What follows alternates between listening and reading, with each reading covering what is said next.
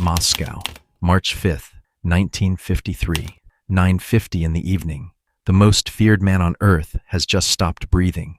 And in a room in the Kremlin, the men who had spent the last 20 years doing whatever that man required, signing death lists, denouncing colleagues, dancing drunk at 4 in the morning because he found it amusing, now looked at each other across a table with a single shared question they could not yet say out loud.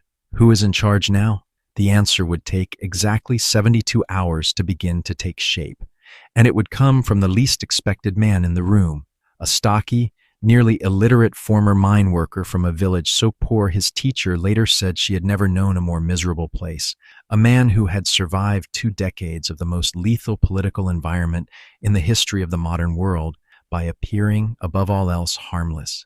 His name was Nikita Sergeyevich Khrushchev, and what he did in the 72 hours after Stalin's death and in the months that followed was not just a succession.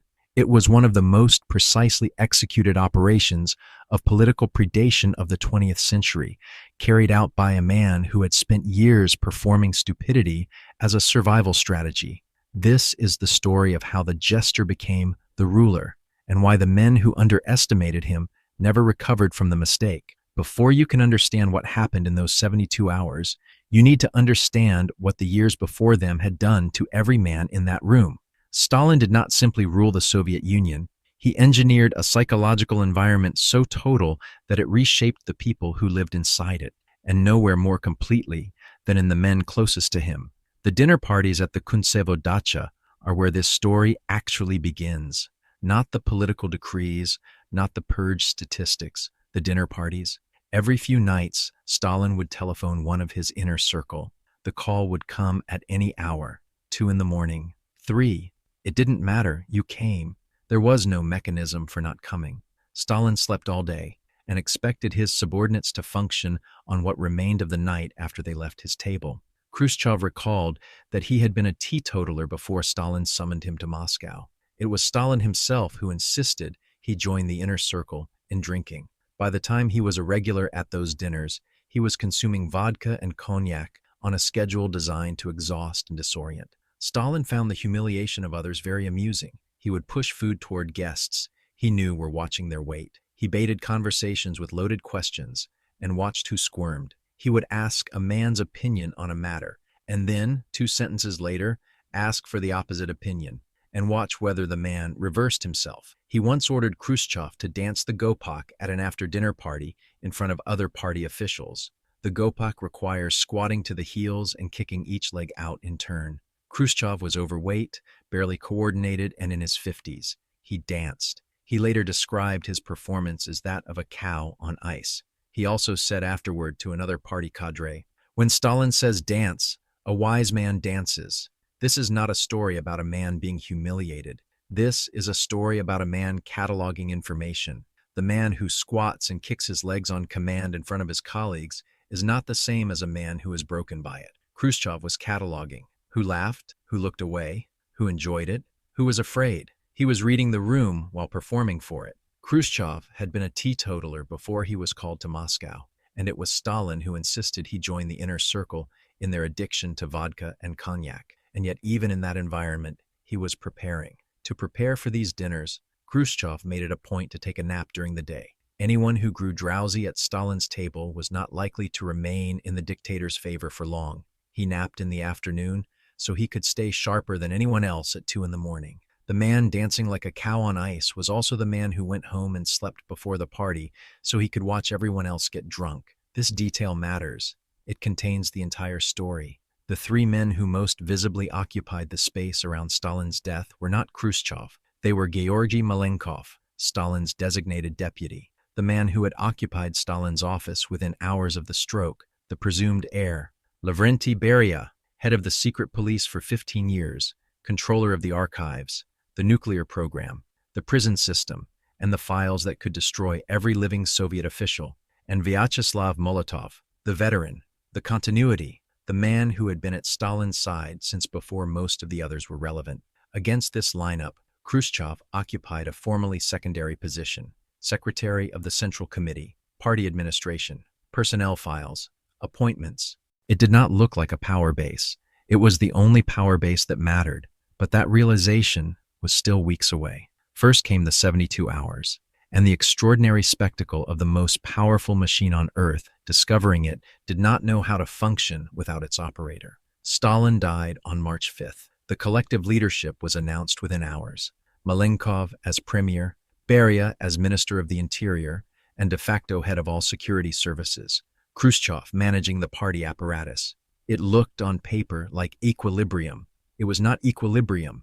It was three men with guns aimed at each other, maintaining the pose of collaboration for the duration of the pause before someone moved. The first to move was the man no one expected to move first, Beria. In the weeks immediately after Stalin's death, Lavrenty Beria did something that to this day has not been fully absorbed into the historical account of this period. He became a liberal. Almost as soon as Stalin died, Beria called for a vast amnesty for inmates of the Gulag system, freeing well over 1 million people from the network of work camps.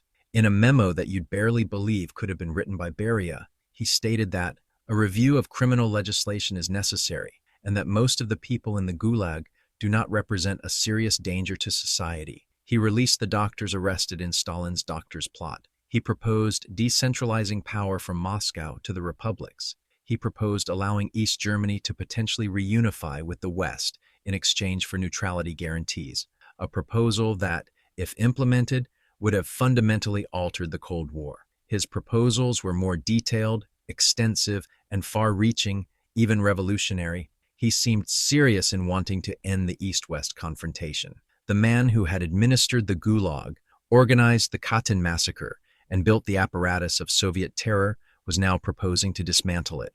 Why? There are two possible readings of Beria's reform program. The first, he was a genuine pragmatist who had recognized, after watching Stalin's system up close for 15 years, that it was unsustainable and that a strategic liberalization was the only viable path forward. The second, he was building a popular base, releasing prisoners, ending torture, proposing peace, so that when he consolidated power, he would be the man who had freed 1 million people, rather than the man who had imprisoned them. The honest answer is that both things were probably true simultaneously, and the distinction may be irrelevant. What mattered was the political effect on the men watching him. Khrushchev was watching very carefully. Khrushchev's key insight was this: the Presidium bodyguard was obedient to him. His Chekists would be sitting in the next room, and Beria could easily order them to arrest us all. We would have been quite helpless. A man who controls the police in a state with no independent judiciary, no free press, and no separation of powers does not need to be popular. He needs to wait. The reforms were not making Beria safer. They were making him more dangerous, because they made him harder to oppose publicly, while the underlying power structure remained unchanged. The window to move against Beria was not unlimited. Every day he spent building popular legitimacy made him marginally harder to remove. The East German workers' uprising of June 1953 gave Khrushchev the moment he needed. The uprising in East Germany in June 1953 was not, on its surface, about Soviet internal politics. Workers in East Berlin took to the streets, demanding economic improvements and political change. Soviet tanks were sent in to suppress them. The uprising was crushed, but in the Kremlin's internal logic, the uprising was Beria's fault, because it was Beria who had proposed reconsidering the Soviet position in East Germany, and it was Beria's proposal that had encouraged instability. Whether this was analytically accurate did not matter.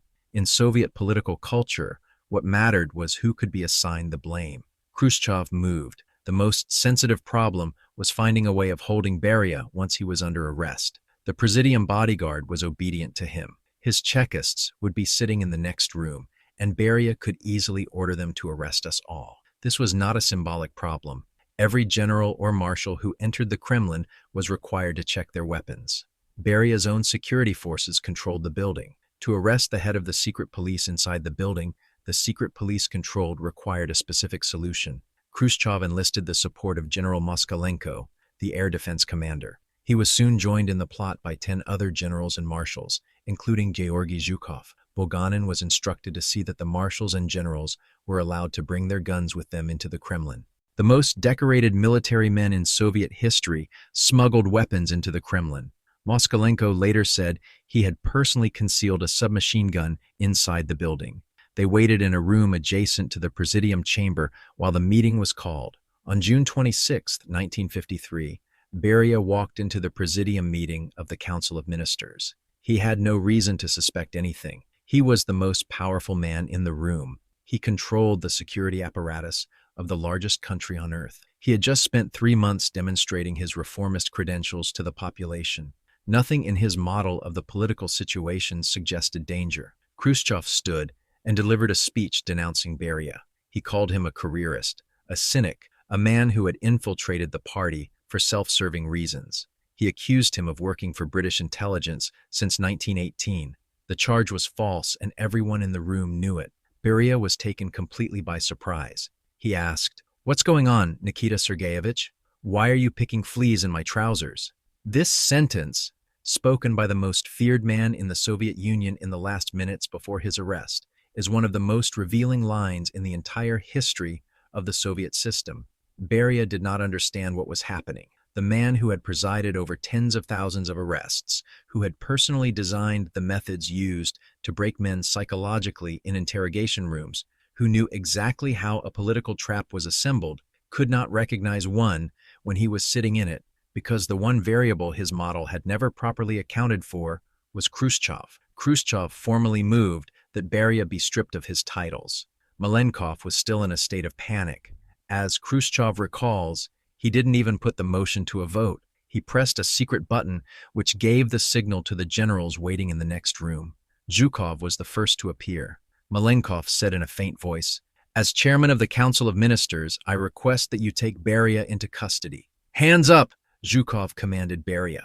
Beria's men were guarding the Kremlin, so the officers had to wait until nightfall and smuggled him out in a car. He was taken to Lefortovo prison and then to the headquarters of General Moskalenko, commander of Moscow District Air Defense, where he was imprisoned in an underground bunker. The man who had run the Soviet police state for 15 years spent the first night of his captivity in an air defense bunker, hidden in the back of a car, because his own men were still guarding the building above him. What happened in the months between Beria's arrest and his execution in December 1953 is, in its own way, as psychologically precise as the arrest itself. The Central Committee spent 5 days constructing the case against him. The charges that were assembled, treason, espionage for British intelligence, conspiracy to seize power, were the same template that had been used against every victim of the system Beria himself had administered. An experienced prosecutor, personally known to Khrushchev, was appointed to ensure the process moved efficiently toward the predetermined conclusion. The trial in December was conducted without defense counsel and without right of appeal. The verdict was announced on the same day it was delivered. Beria was executed immediately. When the death sentence was passed, according to General Moskalenko, Beria fell to the floor and begged on his knees for mercy. The architect of the Soviet interrogation system, the man who had signed the Katyn massacre order, the administrator of the Gulag, he died on his knees, begging, in the same underground bunker where he had been held since June. The machine he had spent 15 years operating had processed him. It had done exactly what it was designed to do. With Beria gone, the succession struggle became quieter, more technical, and in some ways, more interesting, because it shifted from the problem of physical threat to the problem of institutional control. Malenkov held the formal titles. Khrushchev held something less visible and more durable, the party apparatus. In the Soviet system, this distinction was everything. The government administered what existed. The party controlled who existed within it, who got appointed, who got promoted, who got removed, who got remembered. Whoever controlled the party secretariat controlled the personnel files of every official in the country. It was not glamorous power. It was structural power, the kind that doesn't appear in headlines but determines what headlines are possible. Between 1953 and 1956, Khrushchev used his position as first secretary to replace approximately half of all regional party secretaries across the Soviet Union with men who were loyal to him. He replaced 44% of the Central Committee. He did this methodically, appointment by appointment, while Malenkov held press conferences and gave speeches about economic policy. Malenkov had the title. Khrushchev had the list of names. By February 1955, Malenkov was forced to resign from the premiership. The stated reason, his mismanagement of agriculture. The real reason, The man whose loyalty network now extended to every region of the country had decided it was time. Malenkov was not executed. He was sent to run a hydroelectric plant in Kazakhstan. This, too, was a signal. This was not Stalin's system anymore. The men who lost did not die. They were sent somewhere inconvenient and forgotten. The change was significant, not as mercy but as information. The new rules of the game were becoming visible. By early 1956, Khrushchev stood at the apex of Soviet power. He had eliminated the man who physically threatened everyone. He had outmaneuvered the man who formally outranked him. He controlled the appointments, the party structure, the narrative of what had happened. He had one more move to make, the most audacious one of all. On February 25, 1956, on the final day of the 20th Party Congress, after the foreign delegations had been sent home, after the public sessions had concluded, after the choreography of official Soviet politics had been carefully performed, Khrushchev convened a closed session for Soviet delegates only, and for 6 hours, he read a document of approximately 25,000 words denouncing Joseph Stalin, not in euphemism, in names, dates, and numbers, the executions of loyal party members, the fabricated confessions, the catastrophic paralysis of the first weeks of the German invasion, the cult of personality built in direct violation of Lenin's own instructions, the torture, the terror, the systematic destruction of every human being who had come close enough to Stalin to represent a potential threat.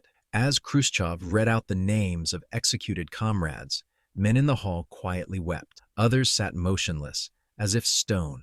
A few, overwhelmed by the revelation that the party itself was confessing, fainted. These were not naive men. These were the survivors. The men who had outlasted the Great Terror, the purges, the war, the doctor's plot. They had built their careers inside the system being described. Many of them had participated in parts of what was being denounced. They wept anyway, because hearing the institution itself say the words aloud was something none of them had believed possible. The speech was supposed to be secret. It lasted approximately 3 weeks as a secret. A copy reached Polish intelligence. From there, it reached the CIA. By April, it had been published in the West. The shockwave was global. Communist parties across Europe fractured, membership collapsed. The monolithic ideological certainty of international communism cracked open in a matter of months. In Hungary, the speech contributed to a revolution that October. In Poland, it forced a change in the party leadership. In China, Mao Zedong interpreted it as an existential threat to his own position and began the process that would end in the Sino-Soviet split. One document, one night, the entire Cold War altered. Why did Khrushchev give the secret speech? This question has occupied historians for 7 decades and has not been resolved. There are 2 competing answers, and the most honest response is that both are true. The first answer, he believed it. Khrushchev had lived inside the terror. He had signed condemnation lists in Ukraine during the purges. He had sat at the dacha table while colleagues disappeared. He had danced the gopak. He had watched men he respected confess to crimes they did not commit and then vanish. The accumulated weight of that knowledge, held in silence for 20 years, was real, and the speech was its release. The second answer, it was the most effective political weapon available. By destroying Stalin's legacy publicly, Khrushchev retroactively delegitimized every rival who had built their position under Stalin's protection. By positioning himself as the man willing to tell the truth, he made himself the moral center of the post-Stalinist order. The speech was convenient in the specific ways that mattered most to Khrushchev. It documented crimes involving his rivals in far more detail than crimes involving himself. These 2 answers coexist without contradiction. A man can simultaneously believe what he says and understand that saying it serves his interests. The capacity to hold both truths without feeling them as a contradiction is in many ways the defining psychological characteristic of everyone who survived the Soviet system at its apex. In September 1964, Nikita Khrushchev was on vacation at his dacha on the Black Sea coast when the telephone rang. The Presidium needed him back in Moscow. An urgent meeting. He flew back without suspicion. He had used exactly this method 11 years earlier, the false pretense, the urgent meeting, the men already in position when the target arrived. He had used it on Beria. He had refined it across a decade. His colleagues had been watching. When he entered the presidium chamber, he found not an agenda but a tribunal. For hours, one after another, the men he had appointed, promoted, and cultivated took the floor and read the list of his errors: the agricultural failures, the Cuban Missile Crisis, reckless, adventurous, humiliating, the rupture with China, diplomatic incompetence, the tendency to announce policy without consultation, the style of leadership too personal, too erratic, too close to what they had all agreed in 1956 must never happen again. Leonid Brezhnev and Mikhail Suslov had organized the operation. Both were men Khrushchev had promoted personally. Both had watched him closely enough to use his own methods against him. On October 14, 1964, Khrushchev resigned all his posts. The official explanation cited health and age. He was 70. He was, by Soviet standards, not especially old. He was sent to a dacha outside Moscow. He received a pension. Guards were assigned, who functioned as the guards of all fallen Soviet leaders functioned, as watchers as much as protectors. In his final years, he dictated his memoirs into a tape recorder in secret. His family smuggled the recordings out of the country. The KGB tried to recover them. Khrushchev denied their existence. The tapes were already in New York. He died in September 1971. The Soviet state did not grant him a state funeral. He was not buried in the Kremlin wall with the heroes of the revolution. He was buried at Novodevichy Cemetery in a private ceremony without his former colleagues in attendance. The man who had stood in front of the 20th Party Congress and told the truth about Stalin, the leader of the largest country on earth for a decade, the man who had directed the Cuban crisis and built the Soviet nuclear arsenal and sent the first human being into space, was buried without official ceremony in a city that was already forgetting him. The arc of Nikita Khrushchev's life, from the mines of Kalinovka to the Kremlin, is extraordinary in the technical sense. The sheer statistical improbability of the distance traveled. A boy with 4 years of formal education who reached the apex of the most powerful state in the world. But what makes his story historically significant is not the distance traveled, it is what the journey required. To survive in Stalin's court, Khrushchev had to become a man who could dance like a cow on ice in front of his colleagues and file the information away without letting it become rage or despair. He had to sign death lists and attend funerals and laugh at the right moments and appear slightly less threatening than he actually was every day for 20 years. That survival produced a man who was, by the time Stalin died, something genuinely unusual in the Soviet system. Someone who understood exactly how the machine worked, who had not been destroyed by it, and who had a precise and tactical understanding of its every moving part. He used that understanding to dismantle the man who threatened everyone. He used it to outmaneuver the man who outranked him.